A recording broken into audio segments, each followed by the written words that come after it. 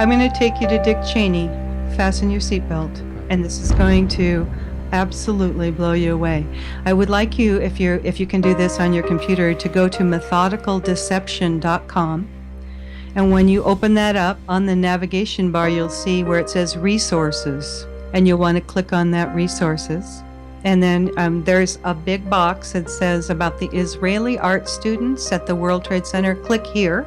Click on that and tell me when you get to that page that has some photographs, because this is the elephant in the room that nobody wanted to talk about. And this is one of the documents, a 61-page DEA document that I went over and over and over and connected Israeli Mossad bomb experts to an art group that were traveling around the United States, and to an art group that gave themselves the name of Gelatin. So are you there? I'm there. Okay, so you got those pictures? Yeah. Okay, now I'm going to take you to Dick Cheney. Just listen up. You're looking at those pictures. Those are some Israeli art students that came from a foreign country, and their art project was called B Thing. They called their team the Gelatin Group.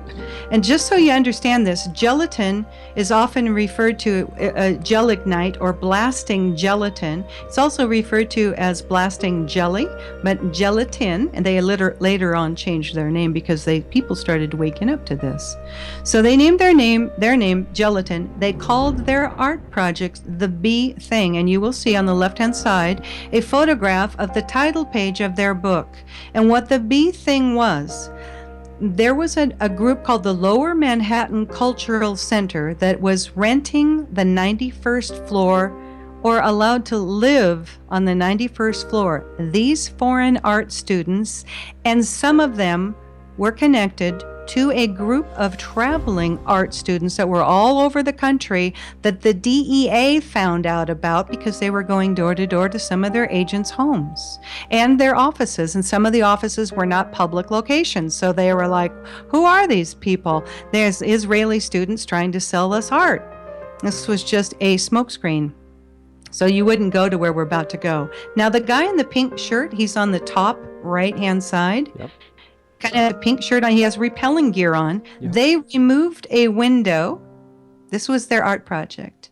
They put a wooden balcony out, and they had photographs taken via a helicopter that was rented by their sponsor from the Lower Manhattan Cultural Center. And that particular gentleman also had a big party to celebrate this event, and he rented part of the top floors of the Millennium Hotel. You'll remember that from 9/11, and who was there, the Bush relative, and took pictures and had a big champagne party watching this. Okay, look behind the gentleman in the pink shirt. You're going to see two big bold numbers. It says BB18. Those are fuse holders. Now look at all three pictures and look at how many boxes of plastic fuse holders that can be used for remote control demolition. And ask yourself, why would art students from Israel and Austria be having thousands of fuse holders? This building was built in the early 1970s. They weren't electricians. They weren't redoing all of the electricity in that building. Think about this. Okay, so I get this book out, I'm waiting for my shipment of books to show up, and I literally had a voice say to me, look into this. Those fuses, by the way, come from a company called Littel Fuse, Littel Fuse Company. They're located in Chicago. And some little voice said to me, take a look into this Littel Fuse Company, where all of those fuse holders behind those artists are. And now some of those artists are guaranteed Mossad bomb experts. And that's in the DEA document that you can read. So I find out that Littel Company is a subsidiary of a corporation called Tracor, Tracor. Now, Tracor, they went bankrupt and split their company. They were a government contractor. They split them off into Tracor Aviation, Littel Fuse, and Tracor Defense Holdings. They're based in Austin, Texas. They were bought out by Westmark Systems. Bobby Ray Inman was the chairman of the Westmark at a point. Then Westmark kind of started losing it, and Tracor bought them back. Tracor bought out a company called Vitro, which used to be the Kellex Company. Let me tell you about Kellex Company. The Kellex Corporation was a wholly owned subsidiary of M.W. Kellogg, as in cereal, you know that guy, Kellogg Company. Kellex was formed in 1942 so Kellogg's operation relating to the Manhattan Project could be kept separate and secret, Kel meaning Kellogg and X meaning secret. The new company's goal was to design a facility for the production of enriched uranium through a gaseous diffusion technique.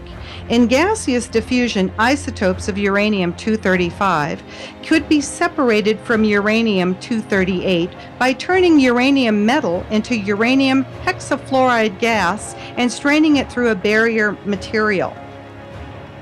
Now, this is kind of interesting too. So for those of you who remember that originally the first responders were getting calls that there was a missile launched from the Woolworth building. The newly formed Kellex Company's original headquarters were in the Woolworth building in Lower Manhattan. I know, it's just another coincidence, isn't it? They later on moved to Oak Ridge, Tennessee. But now the Kellex Company, you will know them today. Here we are, fasten your seatbelts, as Halliburton. Dick Cheney's old company. There you go. I told you I was going to take you to Dick Cheney.